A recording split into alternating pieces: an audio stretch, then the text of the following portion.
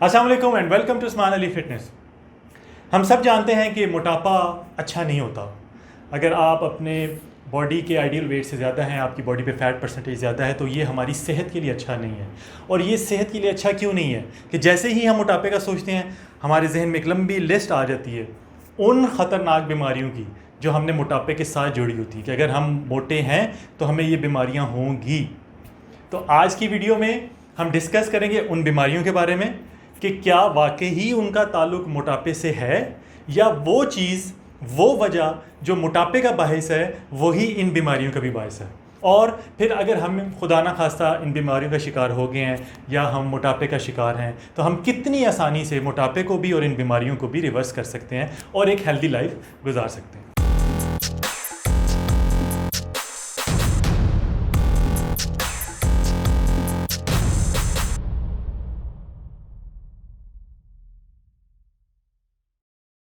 मोटापे को हमेशा बहुत सी बीमारियों के साथ जोड़ा गया है। लिस्ट तो काफ़ी लंबी है लेकिन उनमें से कुछ बीमारियों का आज हम जिक्र करेंगे, उनके ऊपर बात करेंगे और ये देखेंगे कि वो बीमारियां होने की वजह मोटापा है या कुछ कोई और चीज़ है जो हमें मोटा भी कर रही है और उन बीमारियों में भी मुब्तला कर रही है। और यहाँ मैं आपको ये बताता चलूँ कि मोटापा हो चाहे ये जो क्रॉनिकल डिजीज़ हैं जो मैं अभी आपको जिनके बारे में बात करूँगा ये रिवर्सेबल हैं। और ये मैं बात क्यों कर रहा हूँ क्योंकि मैं खुद एक वक्त था ओबेसिटी का शिकार था और ये जो बीमारियाँ भी मैं आप इससे डिस्कस करूँगा उनमें से एक बीमारी भी मुझे थी और अल्हम्दुलिल्लाह मैं उनको रिवर्स करने में कामयाब हो चुका हूँ। मुझे अब कोई ऐसा सिम्टम नहीं है, मेरा बॉडी फैट परसेंटेज जो है वो आइडियल है और जो बीमारी थी वो भी उसका भी नामो निशान नहीं है। तो इस बात को माइंड में रखें कि हम जो बातें डिस्कस करेंगे ये सब रिवर्सेबल हैं और आप भी अगर इनमें से किसी बीमारी का शिकार हैं तो आप इसको रिवर्स कर सकते हैं। लिस्ट में सबसे पहले है टाइप 2 डायबिटीज़। एक जनरल कॉन्सेप्ट है कि अगर आप मोटापे का शिकार हैं तो या तो आप टाइप 2 डायबिटिक होंगे या बहुत जल्द हो जाएंगे, लेकिन इसका मोटापे के साथ कोई ताल्लुक नहीं है। टाइप 2 डायबिटीज़ होने की भी वजह वही है जो हमारे जिस्म में मोटापे का बायस है, जिसके बारे में हम आगे चल के बात करेंगे। दूसरे नंबर पे है हार्ट अटैक, हार्ट फेलियर, दिल की बीमारी। बहुत से लोगों को आपने ये कहते सुना होगा कि इसकी एक वजह ओबेसिटी है, मोटापा है, क्योंकि आप मोटे होते हैं तो आपकी बॉडी का जो सेल्स हैं वो ज़्यादा है, टिश्यू ज़्यादा हैं, ब्लड सही तरह सर्कुलेट नहीं कर पाता और बहुत सी इस तरह की बातें हैं। लेकिन इसकी वजह भी मोटा होना नहीं है, इसकी वजह भी वही है जिसकी वजह से आप मोटापे का शिकार हैं। तीसरे नंबर पर है स्ट्रोक। अब इसका हार्ट से कोई ताल्लुक नहीं, इसका ब्रेन से ताल्लुक है। अगर आप मोटापे का शिकार हैं तो बहुत ज़्यादा चांसेस हैं कि आपको स्ट्रोक हो सकता है, लेकिन मोटापे की वजह से नहीं, बल्कि वही वजह है जो मैं अभी आगे चल के आपको बताऊंगा। चौथे नंबर पे आता है हाई ब्लड प्रेशर। इसको भी लोग मोटापे से जोड़ते हैं। आपका वज़न ज़्यादा है इसलिए आपका ब्लड प्रेशर जो लेवल है वो हाई रहता है, वज़न को कम करें ब्लड प्रेशर ठीक हो जाएगा, ऐसा नहीं है। पाँचवें नंबर पे है फैटी लिवर डिजीज़। आपके लिवर के इर्द गिर्द जो फैट इकट्ठा हो जाता है और उसकी भी एक वजह यही बताई जाती है कि चूँकि आप मोटापे का शिकार हैं इसलिए आपको फैटी लिवर का इशू है, लेकिन ऐसा नहीं है। अभी हम बस थोड़ी देर में इसको डिस्कस करते हैं। और छठे नंबर पे है आर्थराइटिस, जिसका मैं शिकार था।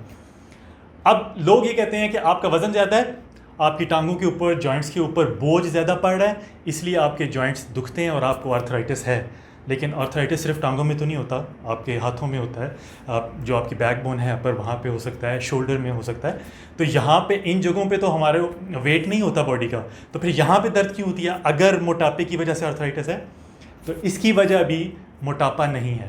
तो चलिए अब बात करते हैं उन वजूहात के ऊपर जिनकी वजह से ये बीमारियाँ होती हैं और उनमें से 3 बेसिक वजूहात हैं। सबसे पहले है इंसुलिन रेजिस्टेंस। इंसुलिन रेजिस्टेंस हमारे मोटापे की सबसे बड़ी वजह है, क्योंकि हम जो डाइट खाते हैं, जो हम खाना खाते हैं, उसमें कार्बोहाइड्रेट्स की रेशो ज़्यादा होती है। वो खाना ऐसा होता है कि जो हमारे जिस्म में जाके ग्लूकोज में, शुगर में कन्वर्ट होता है और हमारे इंसुलिन के लेवल्स को बढ़ाता है और अल्टीमेटली हमारी बॉडी में इंसुलिन की रेजिस्टेंस पैदा होती है। और इंसुलिन रेजिस्टेंस का जो फाइनल एंड रिजल्ट है वो फैट स्टोरेज है। इंसुलिन ऐसा हार्मोन है जो कि फ़ैट स्टोर करने का काम करता है, और ना सिर्फ ये कि वो फ़ैट स्टोर करने का काम करता है बल्कि वो फैट बर्निंग प्रोसेस को भी रोक देता है, बंद कर देता है। तो अगर आपकी डाइट ऐसी है जो आपके जिस्म में जाके इंसुलिन के लेवल्स को बढ़ा रही है तो आप कुछ भी कर लें आपका वज़न कम नहीं होगा, मोटापे का शिकार होंगे। और जो मैंने ये बीमारियां बताई हैं इनमें से किसी न किसी बीमारी का शिकार ज़रूर होंगे। हो सकता है आप 2-3 किलो वज़न कम करें हफ्ते में, 2 हफ्ते में, 3 हफ्ते में, लेकिन दोबारा 5-6 किलो तक गेन करेंगे, क्योंकि डाइट हमारी ऐसी है जो हमारे इंसुलिन लेवल्स को बढ़ा रही है।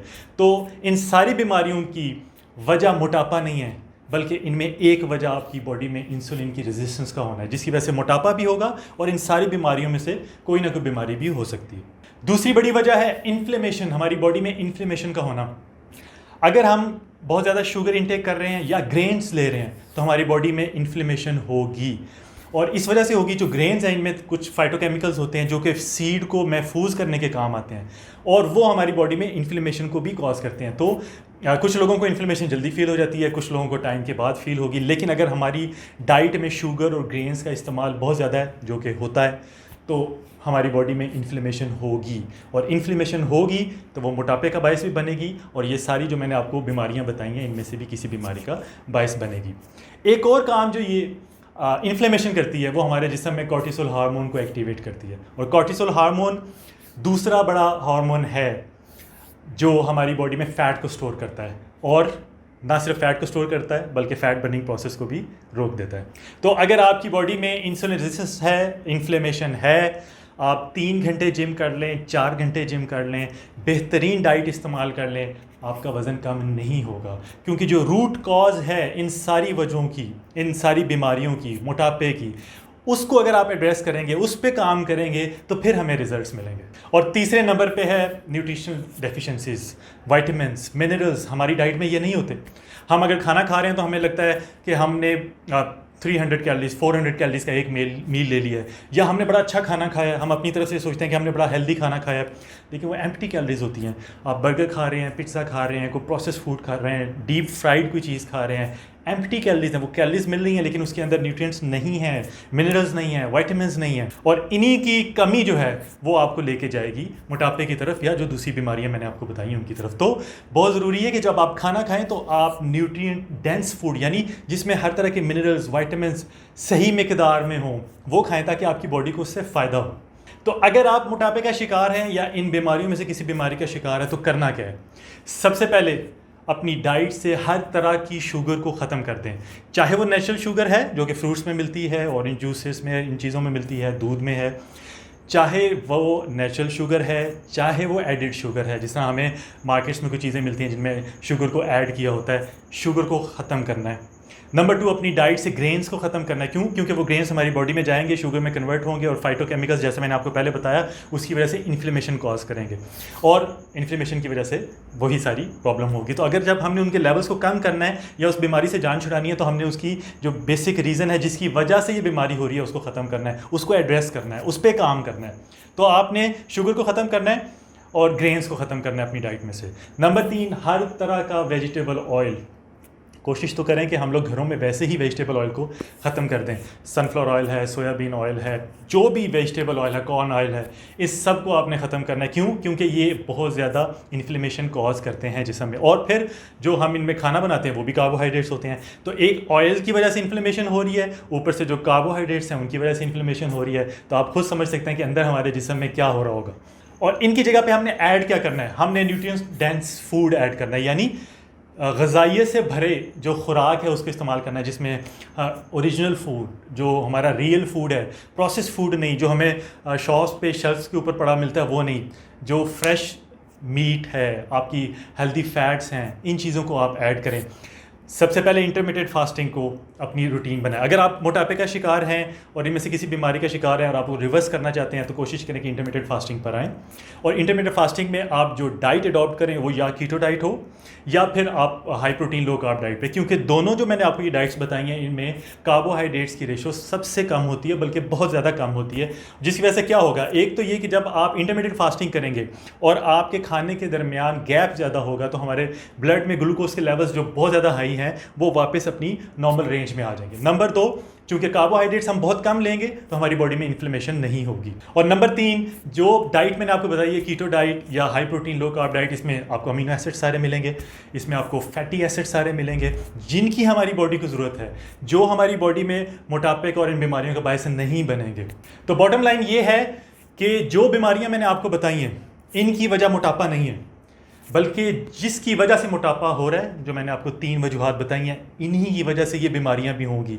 अगर आज खुदा ना खास्ता आप मोटापे का शिकार है और इनमें से किसी बीमारी का शिकार नहीं है और आपने अपनी डाइट को, अपनी रूटीन को चेंज नहीं किया, तो कुछ अर्से तक आप खुदा ना खास्ता इनमें से किसी बीमारी का शिकार हो सकते हैं। मैं ये बातें क्यों कर रहा हूँ, क्योंकि इनमें से मैं इस सारे प्रोसेस से गुजरा हूँ। मैंने अपने मोटापे को भी अल्हम्दुलिल्लाह ख़त्म किया। मैंने नहीं ख़त्म किया, ख़त्म करने वाली ज़ात अल्लाह ताला की है, लेकिन मैंने कोशिश की और मुझे उसका फल मिल गया।